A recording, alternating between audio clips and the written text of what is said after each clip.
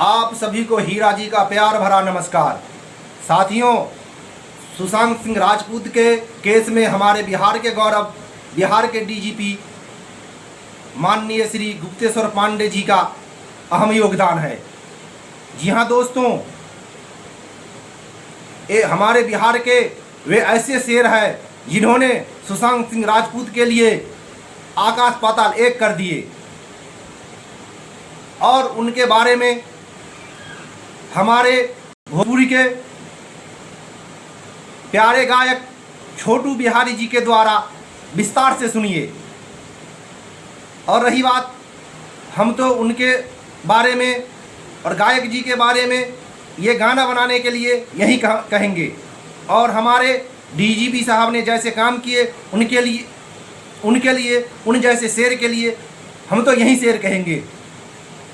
कठिन था परीक्षा न रहने कसर दिया, कठिन था परीक्षा न रहने कसर दिया, न अन्याय के सामने झुकने सर दिया।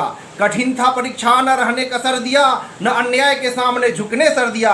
गवाया न बिहार का गौरव, गवाया न बिहार का गौरव, नया भाव भर दिया। सुशांत सिंह राजपूत के केस के लिए जमीन पाताल एक कर दिया। गुप्तेश्वर सर को दिल से सैल्यूट।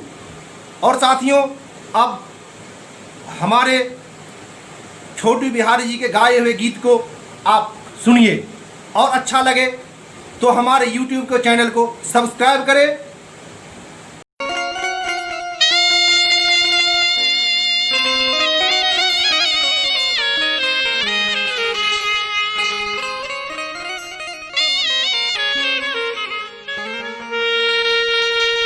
सुशांत सिंह राजपूत केस में सुशांत सिंह के और उनका परिवार के ही नहीं बल्कि पूरे देश के लोग के जो न्याय के आस लग रहे, उन न्याय दिलावे में बिहार के विद्वान, शस्त्र एवं शास्त्र के ज्ञाता डीजीपी श्री गुप्तेश्वर पांडे साहब के अहम योगदान बा।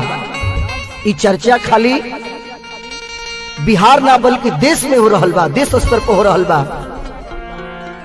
गांव गांव में चर्चा होता। ऐसा हूँ यहाँ के अपना कानून कर्तव्य निष्ठता के लेके चर्चा जन जन में रहेला। भारत के सर्वाधिक लोकप्रिय आईपीएस अधिकारी डीजीपी गुप्तेश्वर सर के बारे में अब गांव गांव में चर्चा हो रही बा। का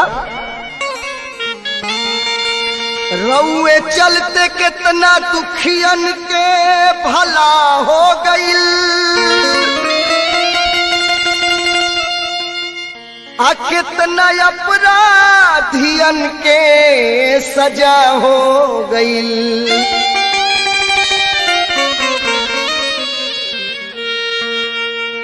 खुद ही कर दे बिलाऊ कानून के हवाले उता। जे अपराधी छवि या प्रवृत्ति के लोग बा, ओकरा पर जब तिरछी नजर हो जाला, ई अधिकारी के तका होला। खुद ही कर दे बिला अपराधी कानून के हवाले उता। जेकरा पर तिरछी राउर नजर हो गई। का गांव गांव में चर्चा बा। धन हई रउरा बिहार के बेटा, धन हई रउरा बिहार के बेटा, दोसर ना की हुसानी, अरे दोसर ना की हुसानी। कहानी कहतानी गुप्तेश्वर सर के, शाहबाद वाले डीजीपी गुप्तेश्वर सर के। धन हई रउरा बिहार के बेटा, धन हई रउरा बिहार के बेटा, दोसर न के हुसानी, दोसर न के हुसानी। कहानी कहतानी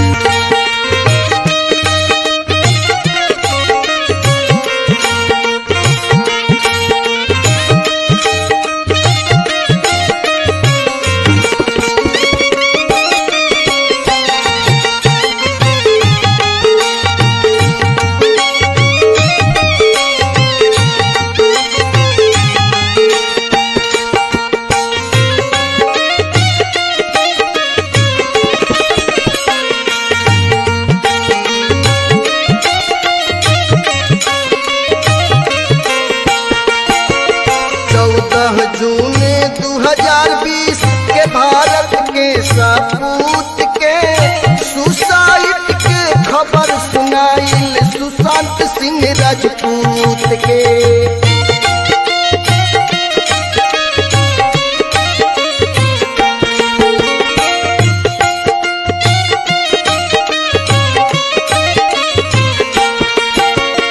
भेजले हाँ महाराष्ट्र में अपन विनय तिवारी दूत के,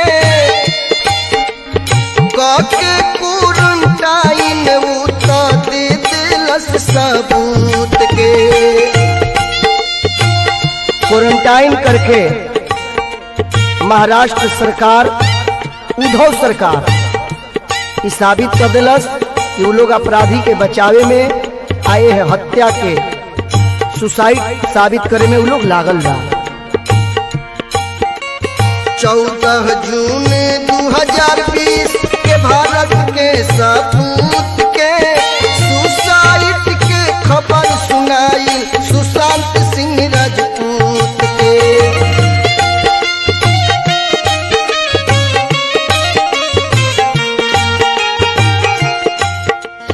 भेजले हाँ महाराष्ट्र में विनय तिवारी दूत के,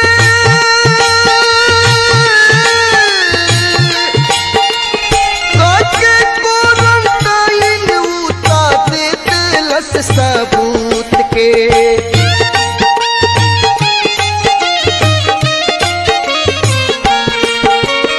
आपस में वो सलाह कइले,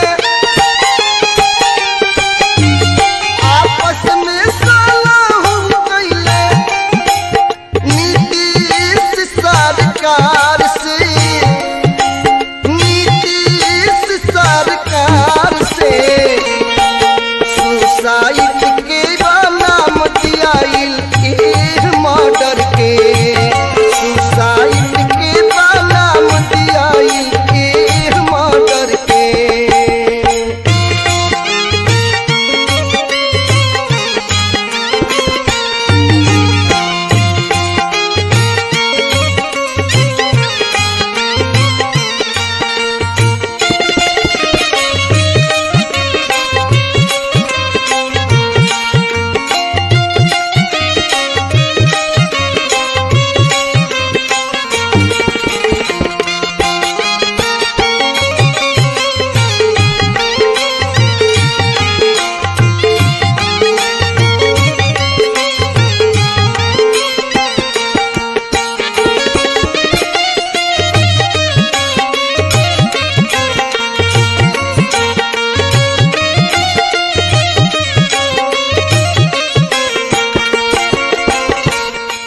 हालांकि हम लोग की आर्थिक तंगी के कारण सुशांत सिंह सुसाइड कैले, लेकिन ना, दौलत के कमी नहीं, शोहरत के कमी, चांद पर भी जमी जकरा हिस्सा में बा।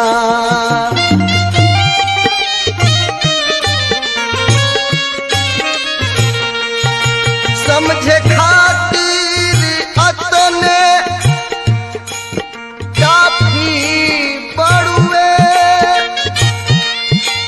सुसाइड शब्द कहे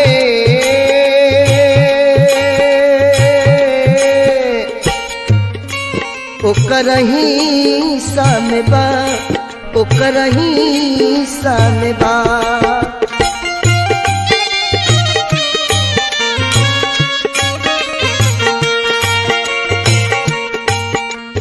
बड़ुए का असलियत दुनिया जान जाई अब सच के, मिल गईल मंजूरी अब तो सीबीआई जांच के।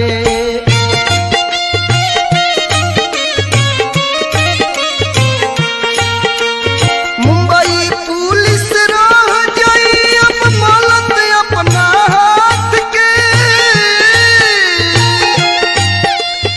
सुशांत के कातिल अब ना रह पैबा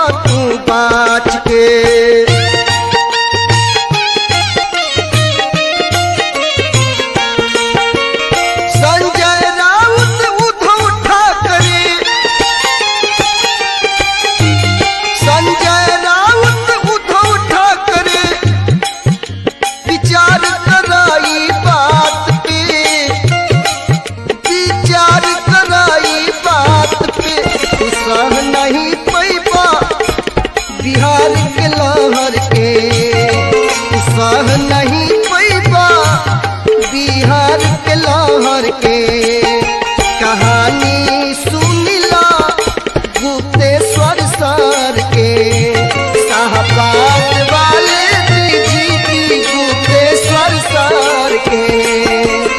ई रचना अंगद मंजय गछई वाले